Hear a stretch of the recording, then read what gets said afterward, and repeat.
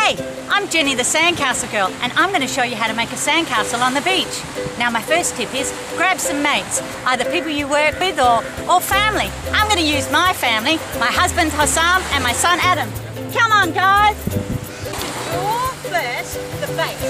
What we're going to do is we're going to make a pad for the sandcastle to sit on. So, double in here, double up that base. What we're going to do is the volcano method.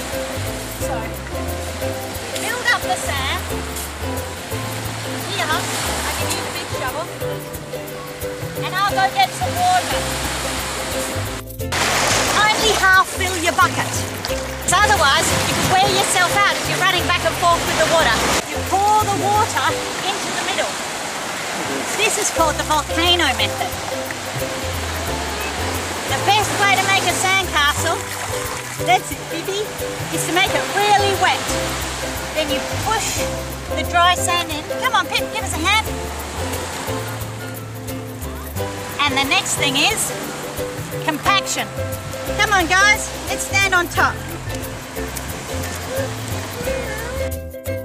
More water, more sand.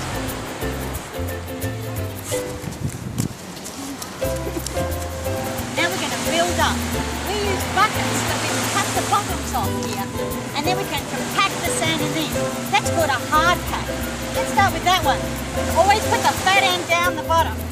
Now, in goes the sand, and in goes the water. Once the sand and the water's gone in, and you've lifted it to about that height, you get in and you pack it down with your feet. Now really put your heels against the back of the bin. Heel, toe, heel, toe, heel, toe. You're really packing that sand down. It's good always to get the biggest person in your group to be the last person to pound up the top ones. And now I'm going to show you how to make towers. Get the sand and the water floating around in the bucket. And then you have to move it very quickly and shimmy or jiggle it down flat. Okay, move your hands quickly. Jiggle it down flat. Now this is called a soft pack stack.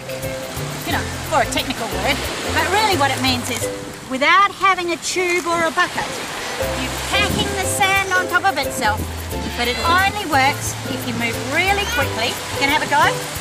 Move really quickly and pack it up. That's all ready for carving now. You build your tools up as you go. I found things like a spoon is really handy. This thing, which I think is a carving knife for clay, and this is one of my favourite tools. This is an ice decorating knife. This one, I got that at a hardware store. They're really handy as well. Some people prefer palette knives, but you can do a lot with a fork. So look around, play with them, and soon you'll build up your own toolkit. To bust the bucket off, you need to release the seal. So you clean the sand around from the bottom, all the way around from the bottom, so you can actually get your fingers in and break the water seal at the bottom. It'll take two of you to release the bucket. Once you've broken the water seal, it won't be hard. You hit it on the side, that will help release it. I just got some PVC pipes for that. Okay, now bend your knees and 1, 2, 3, left, up. There it is, off it comes. I'm going to carve this top. I'm just going to cut away. You see, the best way to carve sand is to slice it gently. I'm going to turn this into a house. And then this here will be a walkway. I make a ramp. And I'll make that into stairs. Alright, I'll quickly show you how to make some stairs. If you use your tool as the guide, cut down and then cut across. Stairs always look great in a sandcastle. Another thing that's really important is windows. If you make the windows at the top small and the windows down the bottom big, and maybe a big entrance door. You want to cut your circular bin because you never want your sandcastle to be the shape of whatever the form was or the bin was. This way we're going to cut down See, I've made like a square and then another square, so it's 8-sided. And that always looks really cool. If you cut in close too, you can do some more interesting detail on the layout further down. Now look, I'm doing a quick rough cut here, so I have a general idea of what I'm going to do.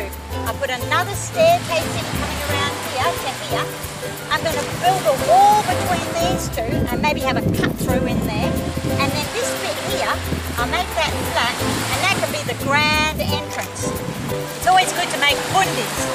Get some very wet sand and you squeeze it together like that in your hand. Now you take it and put it in the oven. Come on, take the bundis and we put them in the really dry sand. Oh no, and you squeeze it in the oven like that.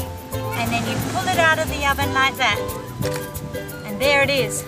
This is a great detail for a sandcastle wall. You can also use shells to decorate the walls as well. So when you're building a wall, move the sand very quickly while it's still got the water in it. And hold your hands as if they're making a brick.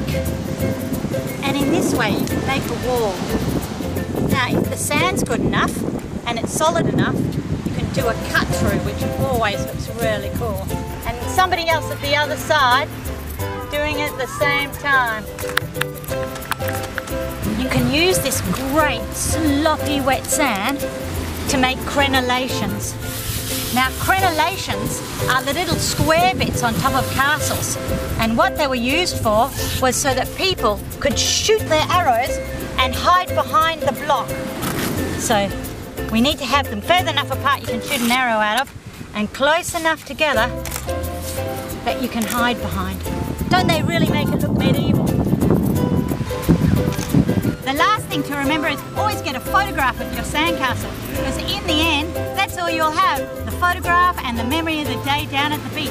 So, when you're taking the photograph, the first one, you've got to look really serious. And then the second one, try and look happy. Hello, hello. But the real one, the last one, ready? You beauty!